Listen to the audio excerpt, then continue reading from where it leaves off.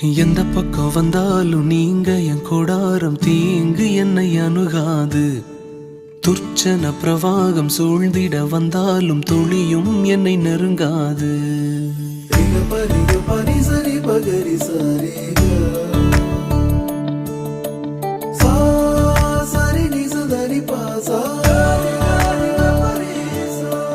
எந்த பக்கம் வந்தாலும் நீங்க என் கொடாரம் தீங்கு என்னை அணுகாது. துர்ச்சன பிரவாகம் சூழ்ந்திட நின்றாலும் துளியும் என்னை நெருங்காது. சிறு வெள்ளாட்டு கிடை போல் கிடந்தே உம் நிழலில் என் தஞ்சம் கொண்டே. உயர் மலையோ